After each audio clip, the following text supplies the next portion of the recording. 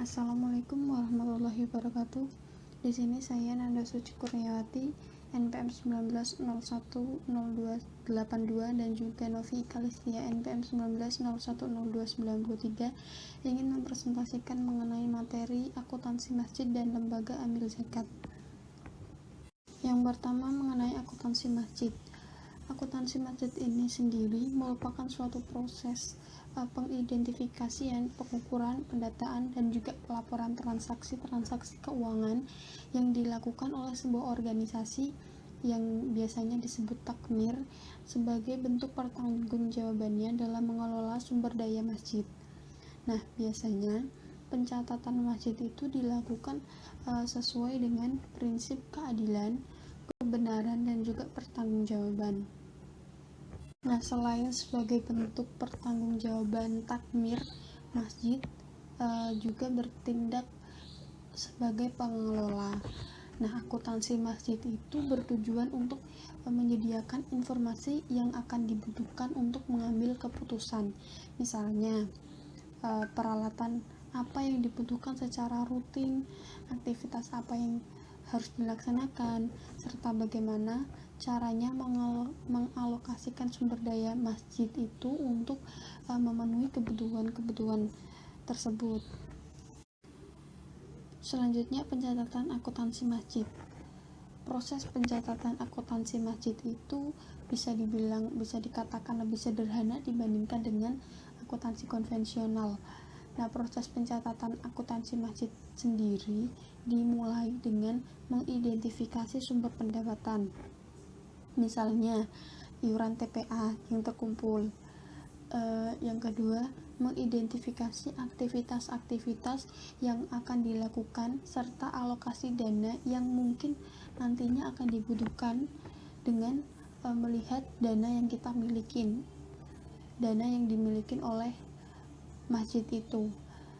Contohnya seperti kegiatan TPA, kegiatan rutin TPA, penyembelihan hewan kurban pada saat hari Idul Adha, hari raya Idul Adha,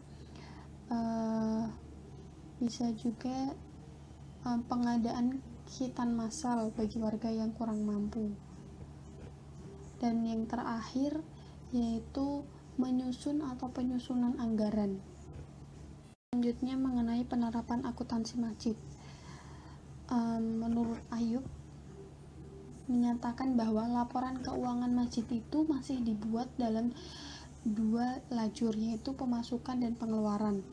Nah, dalam penerapannya, akuntansi masjid sendiri menggunakan basis kas yang mengakui pendapatan dan biaya pada saat kas itu diterima atau dan juga dibayarkan.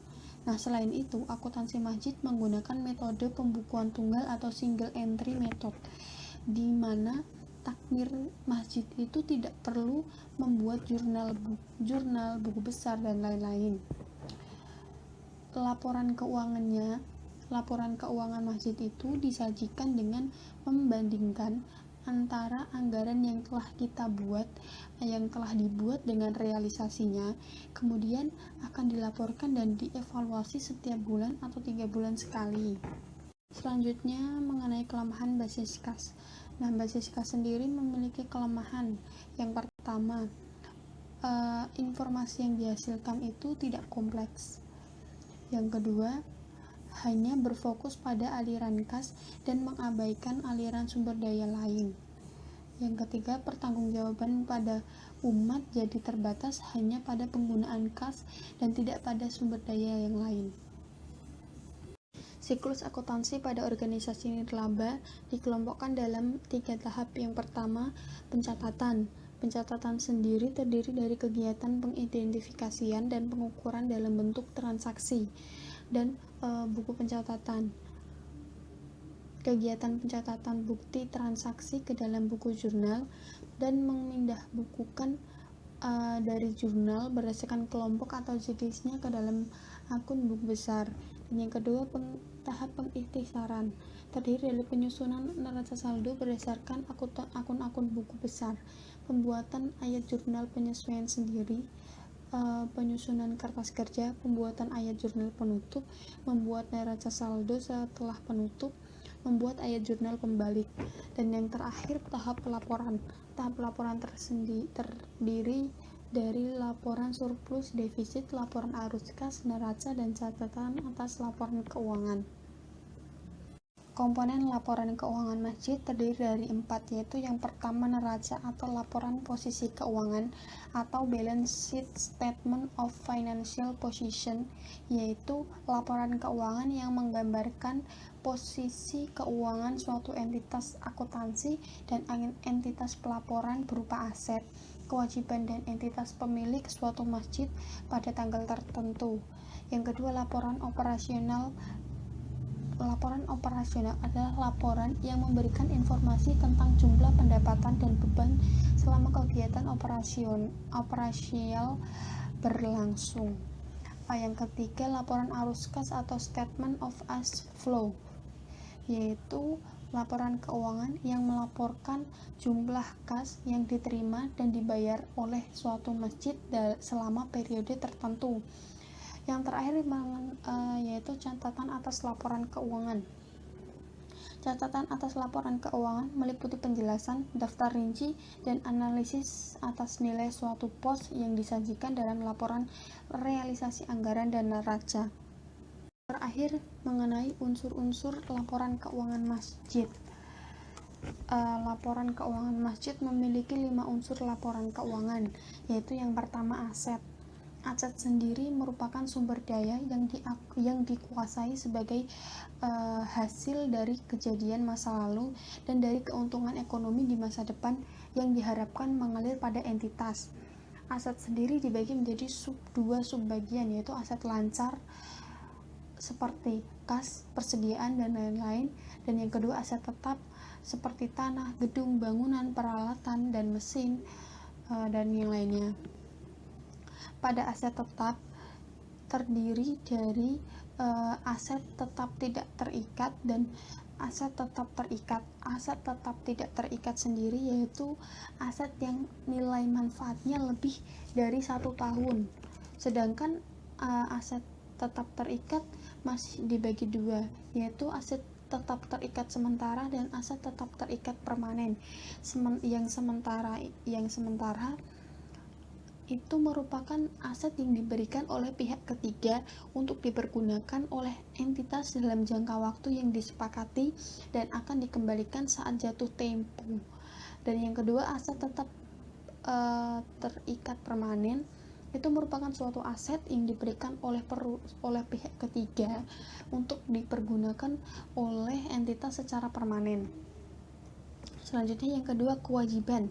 Kewajiban sendiri merupakan kewajiban masa lalu yang dijadikan kewajiban masa sekarang dengan menyerahkan sejumlah sumber daya atau jasa. Yang ketiga, ekuitas. Ekuitas atau merupakan sisa hak atas aset setelah dikurangi seluruh kewajiban. Yang kelima, pendapatan. Pendapatan merupakan meningkatnya manfaat ekonomi selama satu periode akuntansi akibat arus kas, akibat arus masuk yang melekat dari suatu aset dan meningkatnya nilai aset yang menjadi partisipasi hak. Yang terakhir, beban merupakan penurunan manfaat ekonomi selama satu periode akuntansi dengan membentuk arus keluar atau depresiasi aset dan menurunnya nilai aset yang menjadi partisipasi lainnya dalam operasional perusahaan. Selanjutnya presentasi akan dilanjutkan teman saya. Saya Novi Kalistia, NPM 1901020093 akan melanjutkan presentasi tentang laporan akuntansi zakat. Selanjutnya, pengertian zakat. Secara terminologi dalam bukunya Nurhayati, zakat berarti aktivitas memberikan harta tertentu yang diwajibkan oleh Allah SWT dalam jumlah dan perhitungan tertentu untuk diserahkan kepada orang-orang yang berhak.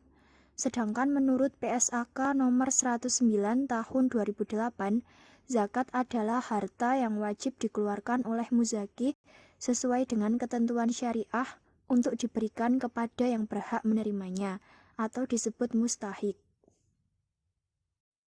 Komponen laporan akuntansi zakat menurut PSAK nomor 109 tahun 2008 disebutkan terdapat 5 komponen.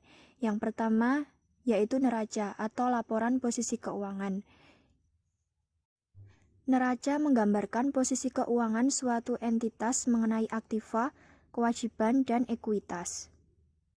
Kemudian yang kedua yaitu laporan perubahan dana. Pada laporan perubahan dana, Amil menyajikan laporan perubahan dana meliputi dana zakat, dana infak atau sedekah, dana amil, dan dana non-halal. Kemudian yang ketiga yaitu laporan perubahan aset kelolaan.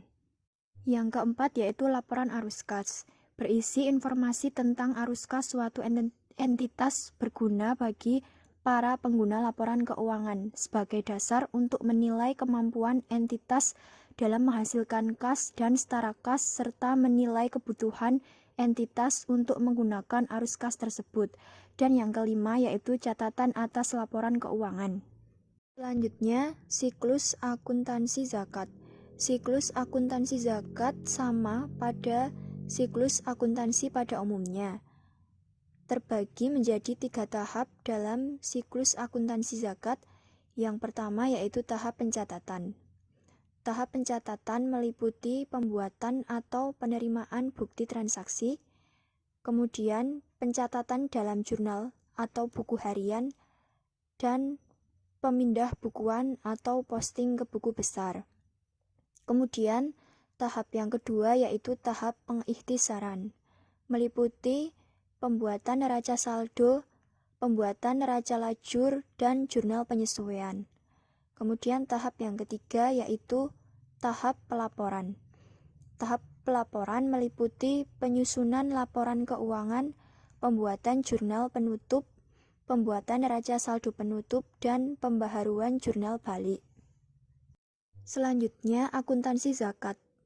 Akuntansi zakat, infak, dan sedekah dianggap sebagai salah satu cabang ilmu akuntansi yang dikhususkan untuk menentukan dan menilai aset wajib zakat, menimbang kadarnya atau volume, dan mendistribusikan hasilnya kepada para mustahik dengan berdasarkan kepada kaidah-kaidah syariah.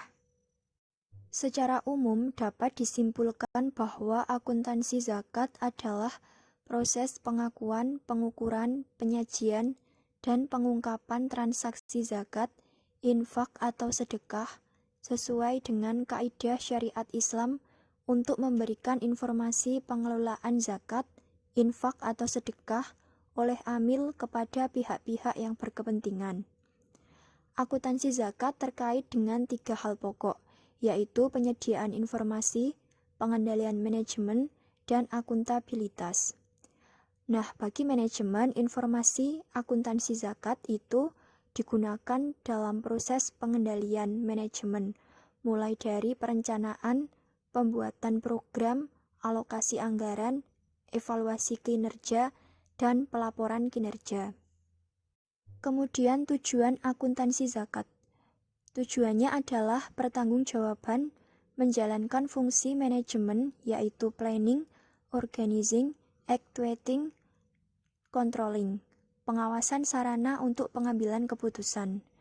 Tujuan lainnya dari akuntansi zakat menurut AAS-IFI atau Accounting Auditing Standard of Islamic Financial Institution adalah menyajikan informasi mengenai ketaatan organisasi terhadap ketentuan syariah Islam, termasuk informasi pengeluaran yang tidak diperbolehkan oleh syariat Islam. Bila terjadi, bagaimana penyalurannya. Selanjutnya yaitu standar akuntansi ZIS atau zakat, infak, sedekah. Secara umum, standar akuntansi zakat akan dijelaskan sebagai berikut. Penilaian dengan harga pasar sekarang, aturan 1 tahun, kekayaan atau aset, aktiva tetap tidak kena zakat, dan nisab atau jumlah batas atau batas jumlah. Kemudian PSAK nomor 109 tahun 2008 akuntansi ZIS bertujuan untuk mengatur pengakuan, pengukuran, penyajian, dan pengungkapan transaksi zakat, infak, dan sedekah. Standar akuntansi ZIS sesungguhnya mempunyai aturan tersendiri dengan melihat sifatnya. Standar akuntansi akan mengikuti bagaimana harta dinilai dan diukur. Berikut adalah standar akuntansi zakat yang dilakukan untuk mencatat transaksi yang terjadi pada basis. Terdapat dua standar jurnal, yaitu yang pertama standar jurnal penerimaan dan yang kedua standar jurnal pengeluaran. Untuk yang pertama, yaitu standar jurnal penerimaan, terdiri dari 7 jurnal standar untuk mencatat suatu transaksi. Yang pertama, jurnal standar untuk mencatat transaksi penerimaan dana rutin fungsi Basnas. Penerimaan dari aktivitas penghimpunan donasi dana kas. Jurnalnya, kas dicatat di debit dan penerimaan zakat penghasilan dicatat di kredit. Kemudian penerimaan donasi non-kas. Jurnalnya penerimaan infak barang dicatat di debit dan aktiva lain-lain dicatat di kredit. Kemudian penerimaan wakaf. Jurnalnya tanah dicatat di debit dan penerimaan wakaf tanah dicatat di kredit. Yang kedua yaitu jurnal standar untuk mencatat transaksi penerimaan pengelolaan dana Basnas. Yang pertama ada pengembalian piutang. Jurnalnya kas dicatat di debit dan penerimaan dari pengembalian piutang dicatat di kredit. Yang kedua perolehan hutang. Jurnalnya kas dicatat di debit dan penerimaan dari perolehan hutang dicatat di kredit. Dan dana yang harus disediakan untuk hutang dicatat di debit dan hutang dicatat di kredit. Kemudian yang ketiga penerimaan bagi hasil. Bank A dicatat di debit, penerimaan bagi hasil dicatat di kredit. Kas dicatat di debit dan penerimaan bagi hasil dicatat di kredit. Bank A dicatat di debit dan penerimaan dana tidak sesuai syariah dicatat di kredit. Kemudian yang keempat penjualan aset. Jurnalnya kas dicatat di debit dan penerimaan dana penjualan aset dicatat di kredit. Kemudian penyaluran terakumulasi dana aktiva atau aktiva tetap. Akumulasi penyusutan aktiva tetap dicatat di debit, aktiva tetap dicatat di kredit. Kemudian yang kelima selisih tukar lebih. Jurnalnya kas rupiah dicatat di debit, selisih tukar lebih dicatat di kredit, dan kas asing dicatat di kredit. Kemudian yang keenam penyaluran dalam mata uang asing. Jurnalnya santunan fakir miskin dicatat di debit, selisih tukar lebih dicatat di kredit, dan kas asing dicatat di kredit. Contoh jurnal untuk penyaluran dalam mata uang asing. Jurnalnya kas dicatat di debit, selisih tukar lebih dicatat di kredit, dan barang berharga dicatat di kredit. Kemudian yang ketujuh atau yang terakhir, penarikan investasi.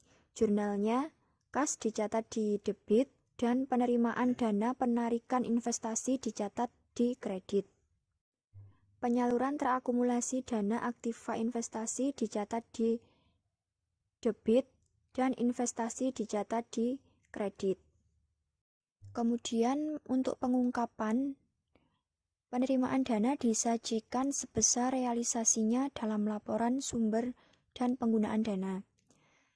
Untuk hal-hal yang perlu diungkapkan dalam catatan atas laporan keuangan itu antara lain yang pertama yaitu rincian penerimaan untuk masing-masing jenis dana. Yang kedua yaitu informasi penting lainnya yang dianggap perlu. Selanjutnya yang kedua yaitu standar jurnal pengeluaran atau penggunaan dana. Penggunaan dana di sini berarti pengurangan sumber daya organisasi baik berupa kas maupun non-kas dalam rangka penyaluran, pembayaran beban, atau pembayaran hutang. Penggunaan dana diklasifikasikan menjadi beban dan penyaluran.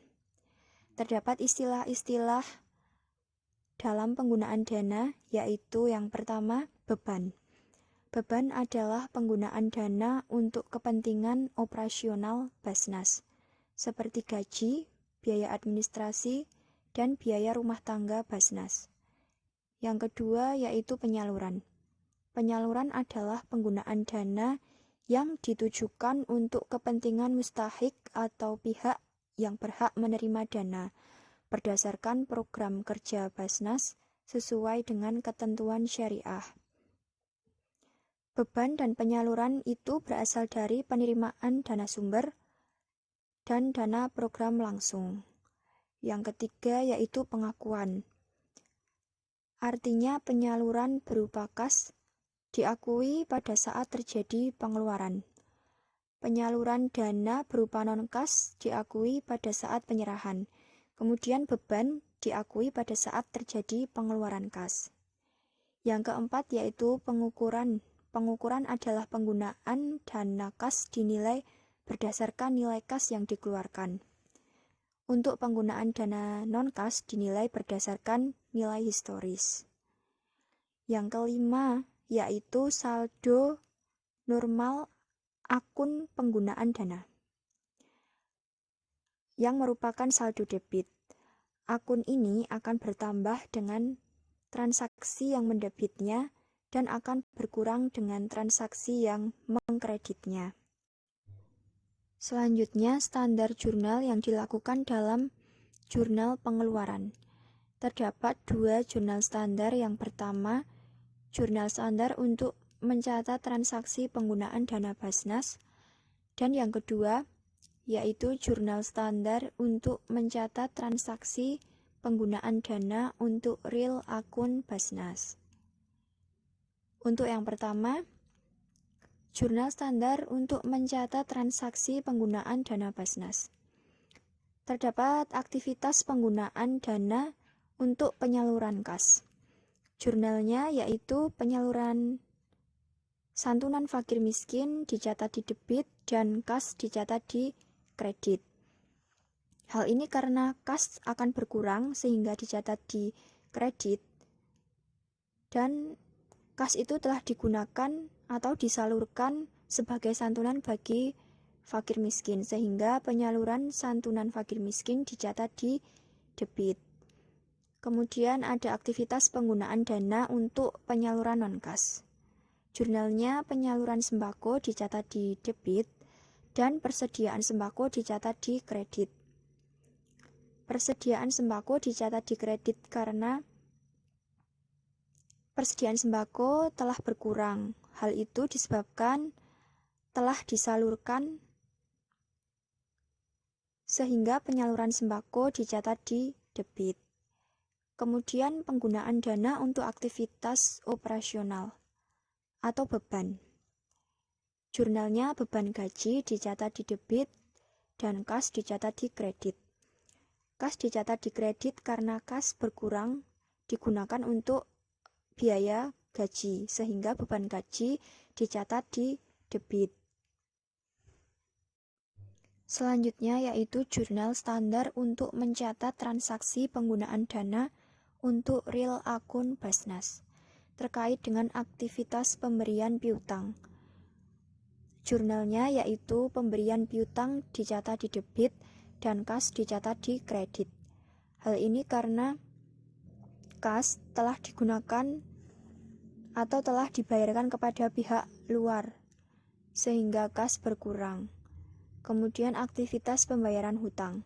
Jurnalnya yaitu pembayaran hutang dicatat di debit dan kas dicatat di kredit. Hal ini karena kas berkurang sehingga dicatat di kredit karena untuk atau telah digunakan dalam pembayaran hutang. Kemudian hutang dicatat di debit dan dana yang harus disediakan untuk hutang dicatat di kredit. Hal ini karena dana yang harus disediakan itu telah berkurang untuk pembayaran hutang tersebut. Selanjutnya, pembelian aset. Terkait dengan pembelian aset, jurnal yang dicatat yaitu pengadaan aktiva tetap dicatat di debit dan kas dicatat di kredit. Kas dicatat di kredit karena kas berkurang. Kas berkurang itu telah digunakan untuk pembelian aset sehingga pengadaan aktiva tetapnya bertambah dan dicatat di sebelah debit. Kemudian aktiva tetap dicatat di debit dan penyaluran terakumulasi dalam aktiva atau aktiva tetap dicatat di kredit. Hal ini karena aktiva tetap telah dibeli sehingga aktiva tetapnya bertambah. Kemudian perolehan investasi. Terkait dengan aktivitas perolehan investasi, jurnal yang dibuat yaitu pengeluaran investasi dicatat di debit dan kas dicatat di kredit. Kemudian investasi dicatat di debit dan penyaluran terakumulasi dalam aktiva investasi dicatat di kredit. Kemudian untuk pengungkapan penggunaan dana disajikan sebesar realisasinya dalam laporan sumber dan penggunaan dana. Hal-hal yang perlu diungkapkan dalam catatan atas laporan keuangan antara lain: yang pertama, rincian penggunaan dana untuk masing-masing beban dan penyaluran. Yang kedua, yaitu informasi penting lainnya yang dianggap perlu. Demikian presentasi dari kelompok kami. Mohon maaf apabila ada kesalahan atau kekurangan dalam penyampaian materi. Semoga bermanfaat. Wassalamualaikum warahmatullahi wabarakatuh.